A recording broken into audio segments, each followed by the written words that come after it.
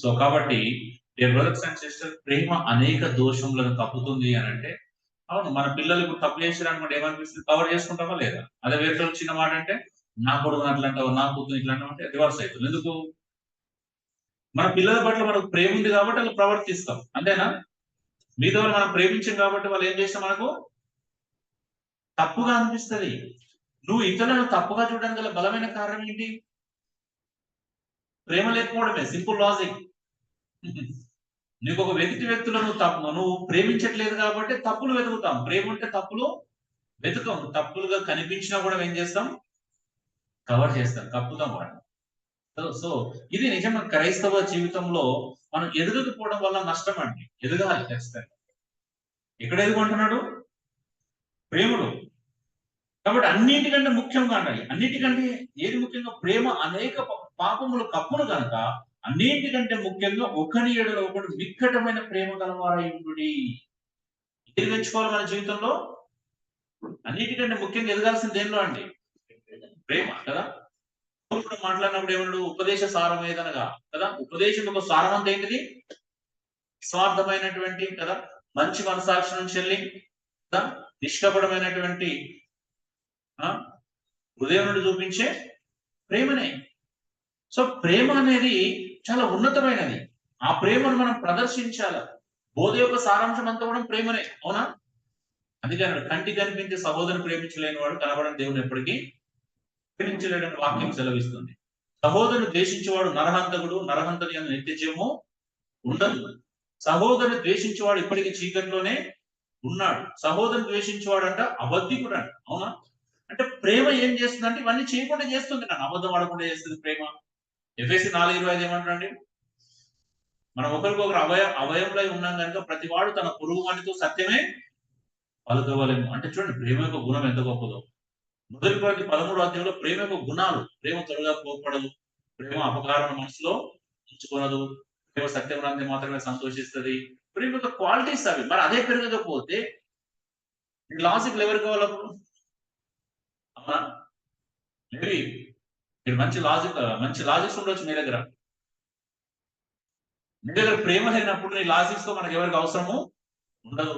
నీ భర్త దగ్గర నువ్వు మంచి లాజిక్స్ వాడొచ్చు.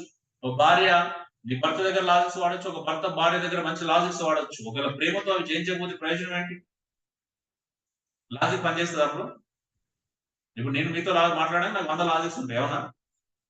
మేము తప్పు పట్టడానికి నా దగ్గర 100 లాజిక్స్ ఉన్నాయి, లేవా? తప్పు పట్టడానికి కాదు, చూపించడానికి.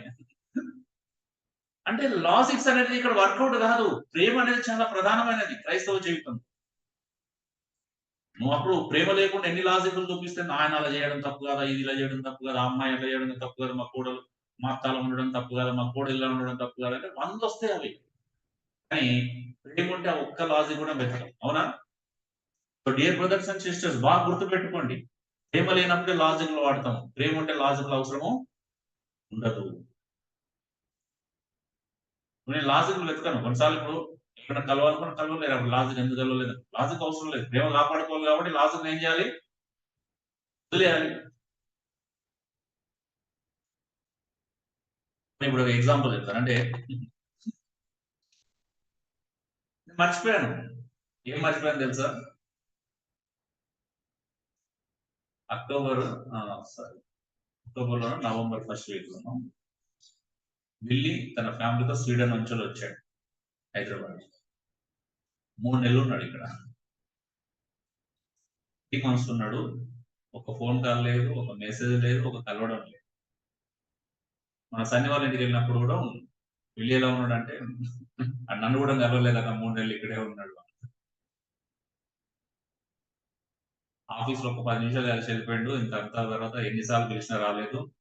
నన్నే రమ్మన్నాడు ఎక్కడెక్కడికో. ఫుల్ బిజీగా ఉన్నాడు. మధ్యలో గోవా ట్రిప్ చేసి ఇవన్నీ చెప్పి. అంటే అంత ఎన్ని చేసినా ఎనఫ్ టైం ఉంటుంది, అవునా? నేను దాని గురించి ఎక్కువ ఆలోచన చేస్తే నేను సన్ని దగ్గర ఎక్కువ ఆలోచించొద్దు. ఎందుకంటే కోపం వస్తుంది అనవసరంగా. అంటే ఫీలింగ్ అంటే కోపం రాదు కానీ బాధ అవుతుంది కదా. అంటే మన మధ్యలో ఆ సహోదర ప్రేమ ఉంది కదా, కావాల్సినంత సహోదర ప్రేమ ఉంది. ఇప్పుడు నేను లాజిక్లు మాట్లాడితే ఎక్కడైనా లాజిక్ ఇరికించొచ్చు ఆయన కదా. ఒక లాజిక్స్ మాట్లాడితే ఎంత పెద్ద విషయమా?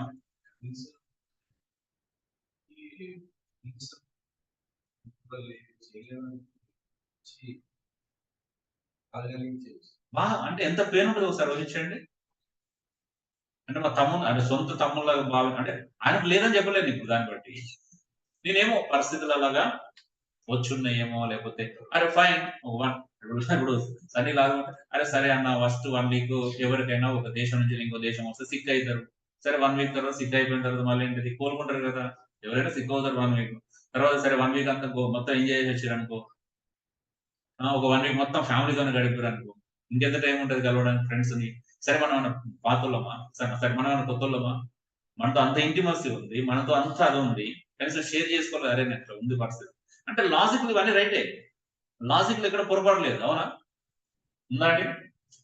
కనీసం ఫోన్ కాల్ ఎక్స్‌పెక్ట్ చేయకూడదా నేనిప్పుడు? కనీసం సింగిల్ మెసేజ్ 3 మంత్స్ ఎక్స్‌పెక్ట్ చేయొచ్చు కదా నేను. బట్ ఏం జరగల. బట్ అయినా గూడా ప్రభుని అడిగాను ప్రభా నాకు విల్లి మీద ఎలాంటి ఫీలింగ్ ఉండకూడదు. నేను చేసినా తెలుసా సండే ఫోన్ చేసిన నెక్స్ట్ డేనే మెసేజ్ పెట్టా విల్లికి. విల్లి ఎలా ఉన్నావు? క్షేమంగా చేరుకున్నావు. తెలిసింది. ఇప్పుడు నేను లాజిక్‌లు వెతికితే మెసేజ్ కూడా చేయం కదా! చేస్తామా?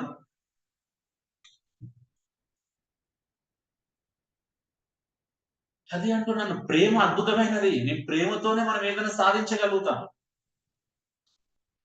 హ్మ్. ప్రేమతోనే దేన్నైనా సాధించగలుగుతాం. లాజిక్‌లు వెతకకండి దయచేసి. హ్మ్.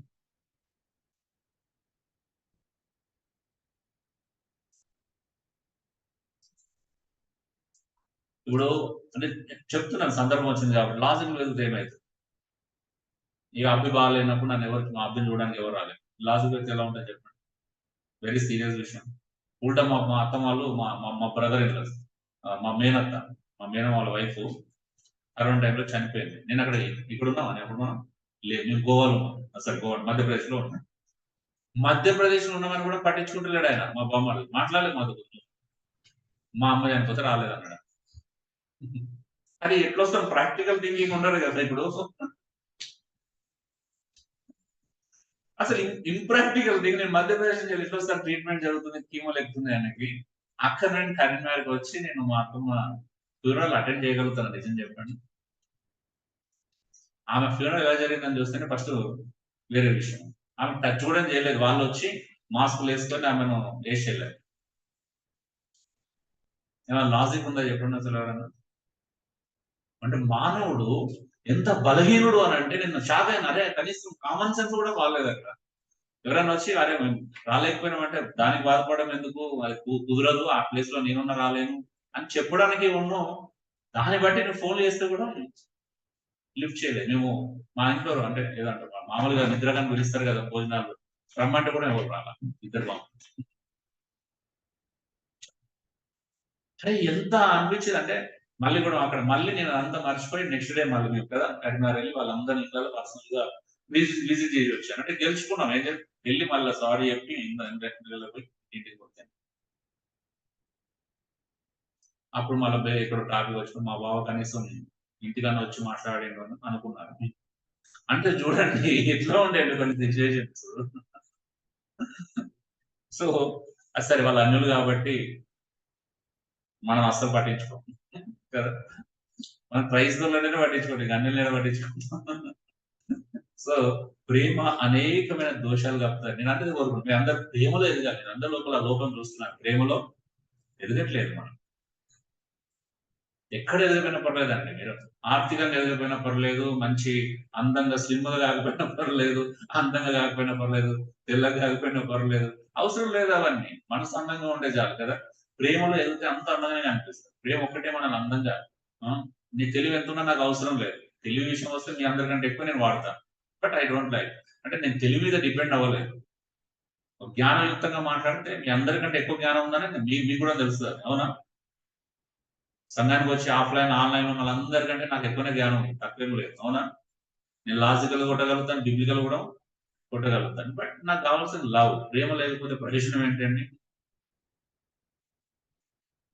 హ్మ్. సో, నేను వాటితో జయించాలనుకోవట్లేదు. నాకు ప్రేమ కావాలని. ప్రేమతో ప్రేమ సమస్తమైన దోషములను కప్పుతుంది. కాబట్టి ఒకని ఎడల ఒకడు నిక్కటమైన ప్రేమ చూపించాలండి. ఎంత ప్రేమ? ఎక్కువ ప్రేమించాలి, ఎక్కువ ప్రేమించడము నేర్చుకోవాలి. పిల్లలు మీరు కూడా అంతే, అందరం ప్రేమలో ఎదగాల. ఎక్కడ ఎదగల ప్రేమలో ఎదిగితే ప్రతి మనిషి నచ్చుతారు. మనిషి చేసే తప్పులు కూడా నచ్చుతాయి. నచ్చడం అంటే కవర్ చేసుకుంటాం, వాటి పెద్దగా సీరియస్ గా తీస్తాం. ఇప్పుడు నాకు ఎవరో ఫోన్ చేస్తారు, నాకు కూడా రోజు కంప్లైంట్లు వస్తాయి, అన్న నువ్వు ఇట్లా చేస్తున్నాడు, నేను నవ్వుతాను, అన్న అడుగు ఎట్లా మాట్లాడు, లైట్ గా తీసుకుంటాం. అవి చిన్న విషయాలు అనిపిస్తాయి. ఇప్పుడు వీళ్ళిద్దరు కూడా ఇప్పుడు నిన్న ఎవరైనా ఎవరి మీద కంప్లైంట్ చేసుకున్నా మనం లైట్ గా తీసుకుంటాం, మరి సీరియస్ గా తీసుకుంటామా?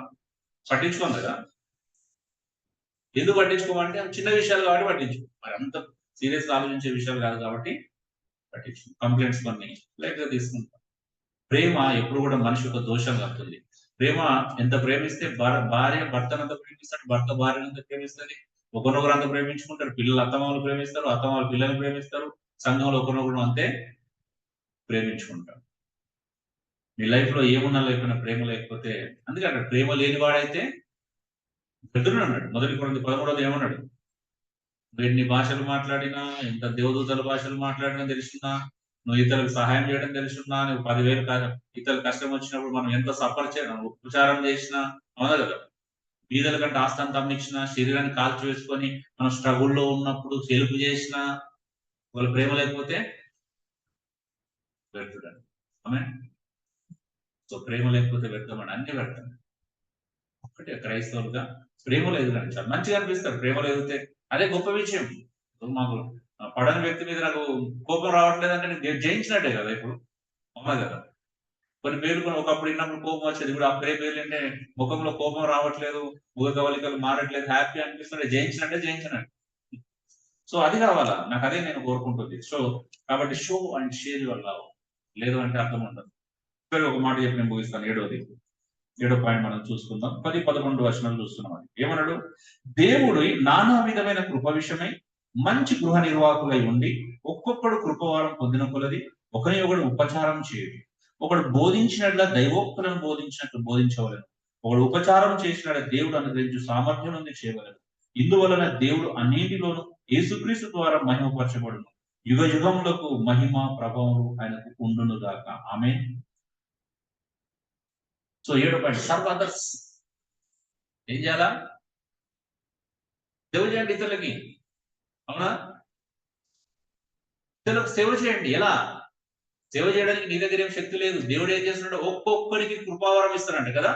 ఒక్కొక్కడు కృపావరము పొందినప్పుడు మంచిగా చూడండి ఏమన్నాడు 10వ వచనం, దేవుని నానా విధమైన కృప విషయమై మంచి గృహ నిర్వాహకులై ఉండుడి.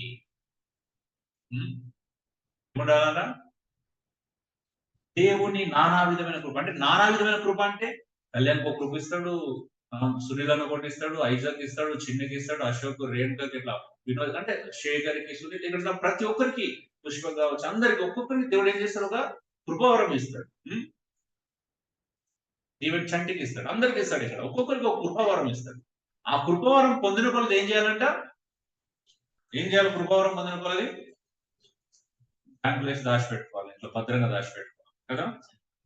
ఏం చేయాలి? మంచి గృహ నిర్వాహకులై ఉండాలి. గృహ నిర్వాహకత్వం అంటే ఏంటిది? స్టీవర్షిప్ అని ఉంది ఇంగ్లీష్ లో. అంటే నమ్మకంగా పనిచేయడం గురించి మాట్లాడదు. నీకు ఇచ్చిన దాన్ని ఏం చేయాలి? నమ్మకంగా ఉపయోగించాలి. ఇప్పుడు మంచిగా చూడండి, పొందిన కొలది ఒకరికొకడు ఉపచారము చేయుడి. ఉపచారము చేయుడి, అంతే కదా. ఇప్పుడు నాకు బోధ ఉంది, నాకు బోధించే వరం ఇచ్చాడు కాబట్టి నేను బోధతో మీకు సేవ చేస్తాను. దేని ద్వారా ఇస్తాను? దేని ద్వారా సేవ చేస్తాను మీకు చెప్పండి. నాకేం వరం ఉంది? ఏముంది నా దగ్గర? దేవుడు నాకేమి ఇచ్చిందని చూశారు? బోధించేవారు. ఇప్పుడు నేను బోధించే వారాన్ని ఏం చేయాలి? మీకు దాంతో మీకు సర్వ్ చేయగలుగుతాను. లేని దాంతో నాకు సర్వ్ చేయమని మీరు ఎక్స్పెక్ట్ చేశారు, చేయగలుగుతానా? ఎవరికైనా కష్టం వస్తే 50,000 ఇవ్వాలా ఎక్స్పెక్ట్ చేశారు, చూసినావా? అన్న ఉన్నాడు, ఎవరికైనా కష్టం వచ్చిందో 50,000 ఇవ్వలేదు అన్నాడు. ఎక్స్పెక్ట్ చేస్తున్నా అంతలాగా. ఇప్పుడు దేవుడు ఒకరికి ఎంత ఇస్తే అంత, సరే మనకు 5,000 ఇస్తే 5,000 చేస్తాం, 2,000 ఉన్నాయనుకో 2,000 చేస్తాం. ఎంత ఉంటే అంత. అంటే ఉపచారం అనేది ఎన్ని రకాలు? ఆర్థిక సంబంధం ఉపచారమా, ఆత్మ సంబంధమైనదా? లేదా ఇప్పుడు ఇంట్లో 5 10 పెట్టుకొని ఉపచారం మనం ఆతిథ్యం ఇవ్వచ్చు, కానీ 50 మంది పెట్టుకోమంటే అవుతుందా? అవును కదా, కాదు కదా. అంటే ప్రతి ఒక్కరు మీరేం చేయలేరు కదా. ఇప్పుడు మీ ఇంట్లో ఒకరిద్దరు ఉంటే చేయగలుగుతారు, ఒక 10 మంది వస్తే చేయగలుగుతారా మీరు? శక్తిని బట్టి కదా చేయమనేది ఎవరైనా కానీ. అంటే ఎంత ఇస్తే అంతే చేయమంటాడు దేవుడు. ఎంత ఇస్తే అంత చేయమన్నాడు, ఎక్కువ చేయమన్నాడా? మీరు ఆలోచించండి. ఇప్పుడు ఎంత ఎంత పొందుకున్నా కొద్దీ అంతే. కాబట్టి ఒకడిని ఒకడు ఉపచారం చేయడి, ఒకడు ఏంటి అంటే ఒకడు బోధించిన ఎడల దైవోక్తులను బోధించినట్లు బోధింపవలేదు. ఇది నా వాదన. ఇక ఒకడు ఉపచారము చేసినాడే దేవుడు అనుగ్రహించు సామర్థ్యం నుండి చేయవలెను. ఇందువల్ల అంటే సామర్థ్యం నుండి చేయవలెను. చెల్లి బాగాలేకపోయినా లాస్ట్ వీక్ మా స్వరూప వాళ్ళు, వదిన వాళ్ళు, పిల్లలు అడిగినప్పుడు వాళ్ళు సర్వ్ చేశారు. ఎందుకు ఎంత ఉంటే అంటే ఇప్పుడు బాగా అదే టైంలో ఒక ఎక్కువ మంది ఉంటే కష్టం అవుతుంది ఎవరికైనా, అవునా కదా? ఇంట్లో ఆతిథ్యం ఇవ్వడం కష్టం అవుతుంది. ఇప్పుడు చిన్న ఇల్లు ఉన్నప్పుడు, గదులు చిన్నగా ఉన్నప్పుడు ఒకరిద్దరికి మనం అక్కడ ఆతిథ్యం ఇవ్వగలుగుతాం. ఒకసారి 10 మంది వస్తే ఆతిథ్యం ఇవ్వలేదు. మార్నింగ్ వచ్చి ఈవినింగ్ వెళ్ళిపోతే పర్లేదు, కానీ 2 రోజులు ఉండాలంటే కష్టమే కాదు ఎవరికైనా. సో అది దాన్ని తప్పడానికి ఏమి ఉండదు. ఎంత ఉంటే అంతే. ఆ చేసిందే గొప్ప విషయం కదా. ఉపచారం అనేది వాళ్ళు ఎంత చేయాలనుకుంటే చేశారు. సో ఎవరైనా ఎవరికి ఎంత అవకాశం ఉంటే అంతే చేయగలుగుతారు. అవకాశం లేనప్పుడు చేయలేరు. విజిటింగ్ కావచ్చు, లేకపోతే వాళ్ళ భోజనాలు వండి పెట్టడం కావచ్చు, తీసుకెళ్లి వాళ్ళకి అన్ని చూసుకోవడం కావచ్చు, బాగోలు చూసుకోవడం, ఎకనామికల్ కొంత చేయగలుగుతాం. కొన్నిసార్లు కదా మెటీరియలిస్టిక్ గా భోజనాలు లాంటివి తీసుకెళ్లి కొంత చేయగలుగుతాం. ఇంట్లో పెట్టుకొని కొంత చేయగలుగుతాం, అవునా? కొన్నిసార్లు డబ్బు ఇచ్చి కొంత చేయగలుగుతాం. సో ఏదైనా ప్రతిదానికి ఒక మన ఉపచారం ఎంత పొందితే అంతే ఏమంటున్నాడు అంటే, ఇది కూడా ఉపచారం అనే పరిచయం చాలా గొప్పది బైబిల్. అందుకే బైబిల్లో ప్రతిసారి రెండే ఎక్కువ కనిపిస్తుంది. ఒకటి బోధించడం, రెండోది భోజనం పెట్టడం. ఆతిథ్యం అంటాడు. అందుకే ఏమన్నాడు అక్కడ? ఆతిథ్యం చేయ మరవకుడి కదా. పై విషయంలో చూసినాం కదా, ఆతిథ్యము చేయ మరవకుడి. ఇంట్లో ఒకటి పెట్టుకోవాలి. కష్టం వచ్చిన వాళ్ళని, బాధలో ఉన్న వాళ్ళని ఇంట్లో పెట్టుకొని ఆతిథ్యం చేయడం అనేది మంచి పరిచర్య. అందరు చేయలేరు, కొంతమంది చేయగలరు. అందరికి చేయలేరు, మళ్ళీ అందరు చేయగలుగుతామండి? అసలు ప్రపంచంలో ఈ దేశానికి కూడా అంత శక్తి లేదు. చేయగలుగుతారా అండి? ఇప్పుడు కరోనా వచ్చినప్పుడు హాస్పిటల్ ఎన్ని 50 బెడ్లు ఉంటే 50 మందికి సర్వీస్ చేసేగలుగుతారు, కానీ ఎందుకు హాస్పిటల్ పెట్టిన 100 మందిని సర్వీస్ చేయమంటే చేయలేరు కదా. So meaning less. అంటే ఏదైనా ఎంత ఆలోచించాలంట. నేను అందరు గమనిస్తా ఉంటాను, చూస్తా ఉంటాను ఎవరు ఇక్కడ ఎలా ఉంటారు అంటే అర్థం చేసుకుంటాను. అంటే వాళ్ళ నెగిటివ్స్ ని పట్టించుకోరు, వాళ్ళ పాజిటివ్స్, వాళ్ళ స్ట్రెంత్ వైపు ఏం చేయగలుగుతారు, ఎలా ఆతిథ్యం ఇస్తారు, మంచిగా చూసుకుంటారు, చాలా అంతే. అది ఉపచారం. సో క్రైస్తవులకు కొంచెం ఎక్కువ చేయాలి, అవునా? ఫస్ట్ ప్రయారిటీ క్రైస్తవులు అవుతారు. బోధించిన దైవోక్తులను బోధించినట్టు బోధించాలి. ఉపచారం చేస్తే సామర్థ్యం, శక్తి ఉంటుంది కదా ఉపచారం చేయాలంటే. ఇప్పుడు విధవరాలు ఉంది, లేకపోతే ఫ్యామిలీ ఉంది, ఇతరులకు ఉపచారం చేయాలంటే ఆమె శక్తి ఉన్న కూడా చేస్తుంది. డబ్బు ఎంత ఉంటే అంతే సహాయం చేయగలుగుతుంది. ఎక్కువ ఉపచారం అనేది అంటారు. అర్థమైందంటే ఈవెన్ మనం ఎకనామికల్ కూడా ఒకటి ఏం చేయాలి, ఖర్చు పెట్టాలి ఉపచారం చేసి, అవునా? అంటే భోజనం ఖర్చులో, ప్రయాణం ఖర్చులో ఎందుకు కొంత పెట్టాలి కదా. శక్తి ఉన్నది వరకు చేస్తాం, శక్తి లేకుండా చేస్తామండి. సో ఇవన్నీ కూడా నిజంగా అద్భుతమైన విషయాలు. ప్రతి మనిషిలో దేవుడికి ఒక వరం ఉంటుంది. మీలో ప్రతి ఒక్కరు ఒక వరం ఉంది. ఆ వరాన్ని మీరు పెంచుకోవచ్చు, దాన్ని సరిగా ఉపయోగించుకోవచ్చు. ఆమె ఒక మంచి అవకాశాన్ని వాడుకోవడం అందరికి రాదు. అవకాశం వస్తుంది వాళ్ళందరికీ. వచ్చినప్పుడు ఏం చేయాలి, దాన్ని వినియోగించుకుంటాం. ఎందుకు ఇవన్నీ చేయాలంట? అలా చేస్తారట. ఎందుకంటే దేవుడు మనకు అనుగ్రహించిన సామర్థ్యం అనేది దేన్ని చూపిస్తుంది? కొలతను, శక్తిని చూపిస్తుంది, అవునా? ఎవరైనా శక్తికి మించి పని చేస్తారో శక్తి కొలత చేయమంటున్నాడా? శక్తి కొలది, అవునా? ప్రతి ఒక్కరికి ఎంతో ఒక శక్తి ఉంది, అంతే వరకు చేయమంటున్నాడు. శక్తి మించి చేయమనలే కదా. శక్తి కొలది ఇవ్వడం కావచ్చు, పరిచయం చేయడం కావచ్చు, ఉపచారం కావచ్చు, బోధించడం కావచ్చు. నేను బోధించడం అని చెప్పేసి ఇప్పుడు మొత్తం ప్రపంచం అంతా నన్ను బోధించకుండా కూర్తుందా అండి? అంతే చెప్పండి. ఇప్పుడు ఒకటే సండే నేను అమలాపురంలో, విజయవాడలో, వరంగల్లో ఉండడం సాధ్యమవుతుందా? కాదు కదా. అంటే సామర్థ్యం ఎంత ఉంటది, ఎంతవరకు చేయగలిగితే అంతవరకు చేయాలి. మిగతా వాళ్ళని ప్రిపేర్ చేయడానికి ప్రయత్నం చేస్తున్నాం అంతే, అవునా? సో ఇవన్నీ ప్రాక్టికల్ ఇష్యూస్. నాకు కూడా అంతే, బోధించాలని ఎంతున్నా శక్తిని మించి చేయలేదు నేను. ప్రధానికి ఒక శక్తి ఉంటుంది, మన శక్తి చూడడం జనరల్ గా కదా. ఒక వ్యక్తి ఒక శక్తి ఎంత ఉంది, కెపాసిటీ ఎంత ఉందని చూడం.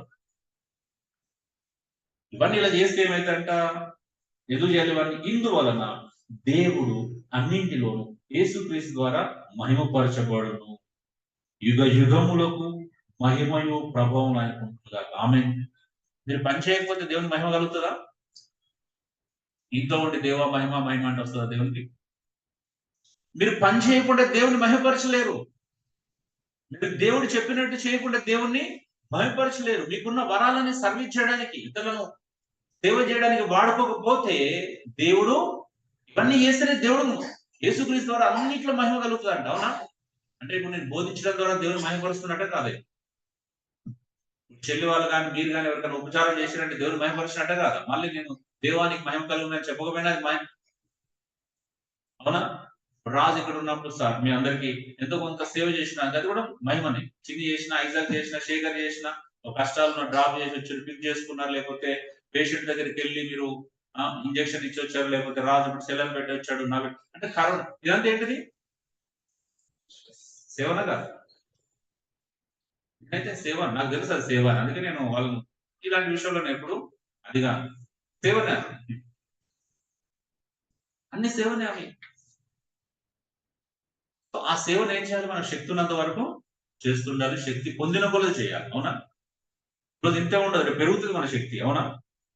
పెరుగుతుందా పెరగదు? ఈరోజు నాకున్న కొద్ది శక్తి ఇద్దరు చూసుకోగలుగుతారు, రేపు నలుగురిని చూసుకోగలుగుతారు. ఈరోజు నాకున్న ఆర్థిక శక్తి ఒకరికి సహాయం చేయగలుగుతారు, రేపు నలుగురికి సహాయం చేసే స్థాయికి ఎదుగుతుంది. అవునా? ఈరోజు నేను 10 మందికి బోధిస్తే రేపు 100 మందికి బోధించేటువంటి పరిస్థితులు వస్తుంటాయి, పెరుగుతున్నాయి. అంటే మనం 100 మందికి రీచ్ అవుతున్నాం ఈరోజు. సో అంతే అండి. అంటే శక్తి నీకు ఉన్నంత శక్తి వరకు నువ్వు పరిచారం చేయి సంఘానికి. ఉపచారం సంఘం అంటే మీకు సేవ చేయడానికి కాదు కదా. సంఘంలో అందరూ ఒక కుటుంబం కోసం సేవ చేయడానికి లేదు. ఒకరి కోసం ఒకరు సేవ చేసుకోవాలి. అవునా? ఒకరి కోసం ఒకరు ఉపకారం చేసుకోవాలి. మనం కూడా చేయాలి కదా, ఇతరులకు వెళ్ళి మనం కూడా సేవ చేయాలి. సేవ పొందుకోవడం గురించి కాదు, సేవ చేయడం కూడా నేర్చుకోవాలి. సేవనే పొందుకుంటే రైటేనా? సో ఉపచారం అనేది ఒకరికొకరు చేసుకోమన్నాడు, ఒకడే అందరికి చేయమన్నాడా? ఒకరికొకటి చేయమన్నాడా? అందరు ఒకరికి చేయమన్నాడా? అందరు కలిసి మా ఒక్కరికే చేయాలా? లేకపోతే ఒక్కడు కలిసి మా అందరికి చేయాలని బైబిల్ చెప్తుందా? ఒకరిని కూడా అవసరం కదా. కష్ట సుఖాలు వచ్చినప్పుడు ఒకరి కోసం ఒకరు ఉపచారం చేసుకోవాలి, ఒకరినొకరు పలకరించుకోవాలి, ఒకరినొకరు ప్రేమించుకోవాలి, ఒకరినొకరు ఆతిథ్యం ఇచ్చుకోవాలి. అవసరం బట్టి ఒకరినొకడు ఈరోజు నాకు కష్టం మంచిగా ఉన్నప్పుడు మీకు ఆతిథ్యం ఇస్తారు, రేపు మీకు మంచిగా ఉన్నప్పుడు ఏం చేయాలి? లేని వాళ్ళకి ఆతిథ్యం ఇవ్వాలి. రేపు నాకు కష్టం వచ్చినప్పుడు మీరు ఆతిథ్యం, మీకు కష్టం వచ్చినప్పుడు నేను ఆతిథ్యం ఇస్తాను. అవునండి, అది పరిచర్య అంటే. సో సంఘంలో మీరు అందరూ అలాగా ఎదగాల్సినటువంటి అద్భుతమైనది. ఎందుకంటే దీని ద్వారా దేవుని మహిమకరమైన విషయం అండి. దీనికి సంబంధించింది దేవుణ్ణి మహిమపరిచే ప్రక్రియ ఇదంతా కూడా. ఏ ప్రక్రియ ఇది? దేవుణ్ణి మహిమపరిచే ప్రక్రియ. ఆమేన్. సో దయచేసి అందరూ అలా ఉండాలని ఆశపడుతున్నాం. లేఖనాలు చదవండి, చాలా అద్భుతంగా అనిపిస్తుంది చదువుతున్నారు. ఈజీ, కష్టమైన పనులు ఏమి చెప్పాడు యేసుప్రభు. నమ్ముతారా? యేసుప్రభు మనం మోయలేని బరువులు మోపుతాడండి. ఇవన్నీ కష్టమా సులువైనవా? సులువైన. ఎప్పుడు నిస్వార్థమైనటువంటి నిష్కపటమైనటువంటి ప్రేమను మన హృదయంలో పెట్టుకున్నప్పుడు అన్ని ఈజీ. అవునా? లేదు అంటే అన్ని కష్టమైపోతాయి. సో కష్టం ఉండకూడదండి, ప్రేమ ఉండాలి. ప్రేమ ఉంటే అన్ని ఈజీ, ప్రేమ లేకపోతే అన్ని కష్టం. So thank you, God bless you all. మీ అందరి లోపల దేవుని ప్రేమ ఉంది, నేను అందరి లోపల చూశాను. ప్రేమ లేని మనిషి మీలో ఎవరు కూడా లేరు. బట్ ఆ ప్రేమను ఏం చేయాలి? ఒకటి కాపాడుకోవాలి, రెండోది పెంచుకోవాలని. అంతేనా? సో మీరందరూ ప్రేమ కలిగిన వారు, నాకు అందులో అయితే ఏ డౌట్ లేదు. సో మీకు డౌట్ ఉంటే నాకు చెప్పలేదు, కానీ నాకైతే డౌట్ లేదు. సో కాబట్టి నేనేం కోరుకున్నానంటే ప్రేమలో ఎదగాలని కోరుకుంటాను. నాయకుడిగా ఆ ప్రేమలో ఎదగాలి, ఆ ప్రేమలో స్థిరపడాలి. బైబిల్ అదే చెప్తుంది కదా, ప్రేమలో ఎదురుపారి స్థిరపడమని చెప్తుంది. పౌలు అదే ప్రార్థన చేస్తారు సంఘాల గురించి, నేను కూడా అదే ప్రార్థన చేస్తాను. మీరు ప్రేమలో వేరుపారి స్థిరపడాలి, ఆ మిక్కటమైన ప్రేమను పంచుకోవడానికి ఇష్టపడాలి. ప్రార్థన చేస్తున్నాం. థ్యాంక్ యూ పరిశుద్ధులండి, నీకు స్తోత్రాలు చెల్లిస్తున్నాను. మా పాప స్వభావం తొలగించుమయ్యా, నీ మంచి ప్రేమ మాకీయుమా. మా పాప స్వభావం తొలగించుమయ్యా, నీ మంచి ప్రేమ మాకీయుమా. నీవు కోరేటి ఆలయమై మేము ఉండాలి, నీవు కోరేటి సంఘముగా మేము ఉండాలి. దయాసీనుడా నా యేసయ్యా, హృదయాసీనుడా నా యేసయ్యా, నీ రూపం నాలో ప్రతిబింబమై వెలుగని నీ ప్రేమ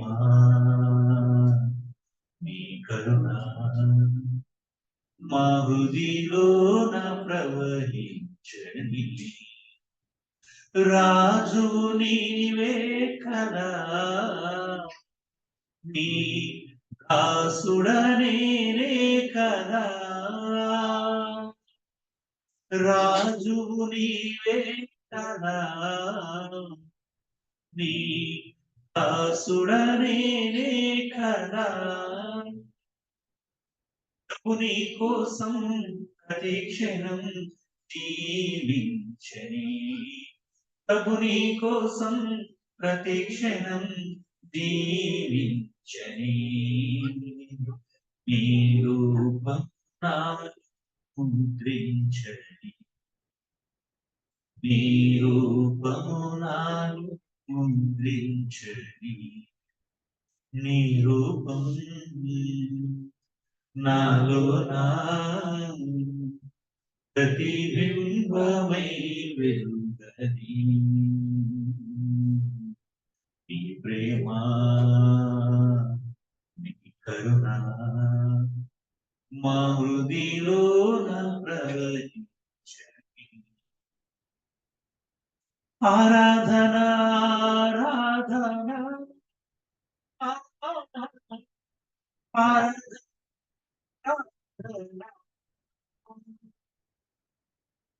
ఆరాధన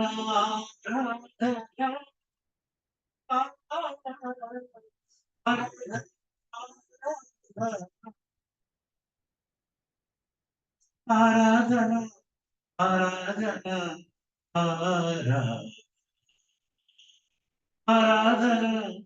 ఆరాధన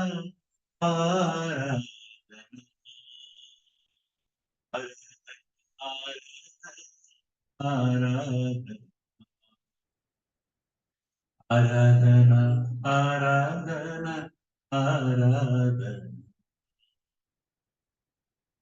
అవును ప్రభు మా ప్రతి విధమైన పాప స్వభావాన్ని జయించడం సహాయం ధరించి అన్యజనుల ఇష్టము నెరవేర్చటకు మాకు గతించిన కాలం చాలు వాటితో పాటు పోగిరి చేష్టలు మద్యపానము అల్లరితో కూడిన ఆటపాటలు చేయదగని విగ్రహ పూజలు త్రాగుబోతుల విందులు దురాశలు అనేటువంటి ఆ దుర్వ్యాపనందు మేము పరిగెత్తకుండా ఉండటానికి సహాయం తెచ్చి అది పరిగెత్తులకు గతించిన కాలమే చాలను వాళ్ళు తిట్టినా దూషించినా వాళ్ళు ఆశ్చర్యపోయినా వాళ్ళు మమ్మల్ని ప్రేమించట్లేదు అని ఎమోషనల్ గా మమ్మల్ని ఏదో ఒక మాట దెబ్బి పొడుపు మాటలు మాట్లాడినా ప్రభా నువ్వు నీ వారము నిన్ను సంతోష పెట్టాలి కానీ ప్రభా వారి వెనకాల పరిగెత్తకూడకుండా ఉండడానికి జాగ్రత్త చేయడానికి సహాయం తెచ్చి అవును ప్రభు మీ నిజమైనటువంటి స్వచ్ఛమైన నిష్కల్మషమైన నిర్దోషమైన ప్రేమ నీ పరిశుద్ధాత్మ ద్వారా మా హృదయాలలో కుమ్మరిస్తున్నాం అటు ప్రేమను ప్రభ సంఘం పట్ల సహోదరుల పట్ల